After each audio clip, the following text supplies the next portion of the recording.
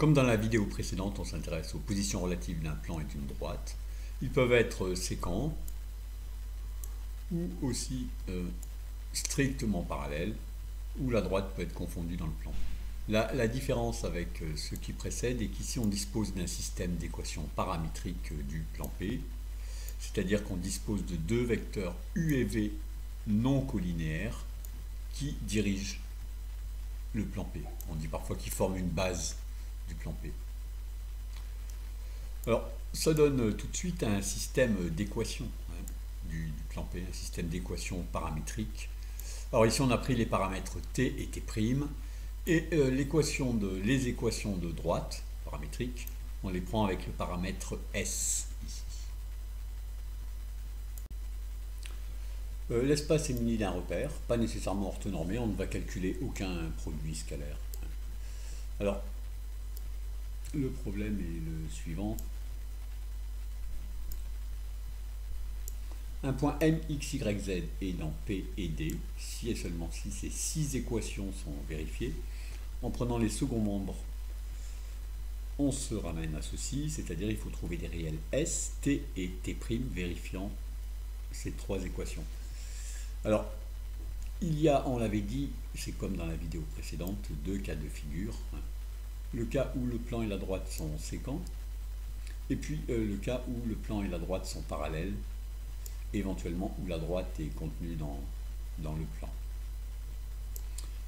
Autrement dit, ici, il peut y avoir une unique solution, le point J qui est ici, ou pas de solution, comme ici, ou une infinité de solutions. Ce qui n'est pas difficile avec ces équations, c'est de se demander quand est-ce que P est parallèle à D. Alors bien sûr, c'est moins simple qu'à la vidéo précédente, où on avait N orthogonal à P. Ici, ça signifie que les vecteurs U, V et W sont coplanaires.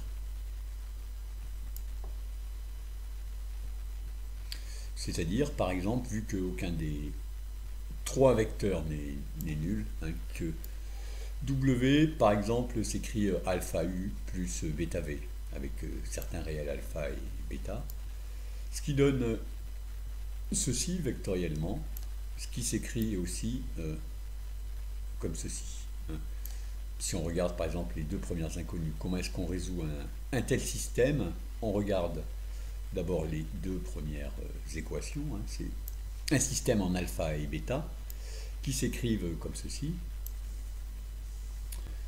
Là, on sait bien trouver alpha et bêta, s'ils existent. Puis on reporte dans la troisième équation et on regarde si on obtient une égalité, vraiment. Donc à ce moment-là, on a bien trouvé des réels alpha et bêta. Donc voir si P est parallèle à D n'est pas trop difficile. Et dans ce cas-là, c'est-à-dire lorsqu'ils sont parallèles, on peut se demander si D est strictement parallèle ou contenu dans P. Et D contenu dans P, ça veut simplement dire, c'est équivalent à dire que I appartient à P. Alors par rapport à la vidéo précédente, évidemment, ce qui nous fait défaut, c'est cette équation simple de P. Et I appartient à P, et bien ça veut dire que dans les équations de P, on peut remplacer x, y, z par xi, yi et zi. Et ceci, c'est facile. C'est encore un système de 3 équations à 2 inconnues, t et t'.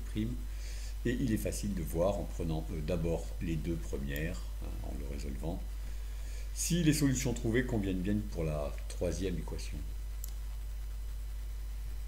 Alors la suite, je n'y crois pas au bac, c'est dans l'autre cas de figure, quand on a P et D qui sont séquents. Chercher le point J, alors autant c'était facile quand on avait une équation de P de ce type, autant ici c'est quand même un peu pénible. P inter D est réduit à un point, J. Si on peut trouver ST et T' mais unique, vérifiant le second membre de D égale le second membre de P. Et là, c'est un système de 3 équations à 3 inconnues qu'on résout en extrayant une des inconnues d'une des équations. A priori, ça fait 3 x 3, 9 possibilités, mais attention, certains coefficients sont nuls, donc il y en a moins. Si par exemple, on extrait S ici, ça fait S en fonction de T et T', on le reporte ici et là, et ça nous donne un système de deux équations à deux inconnus ici, en t et t', et ensuite on remplace pour trouver S. Ici, lorsqu'on a prouvé que P et D ne sont pas parallèles, se lancer dans ce système en sachant qu'il y a une unique solution est raisonnable. En revanche, se poser d'entrée de jeu la question quelle est l'intersection de P inter D, autant dans la vidéo précédente avec cette équation de P c'était raisonnable, autant ici c'est quand même risqué.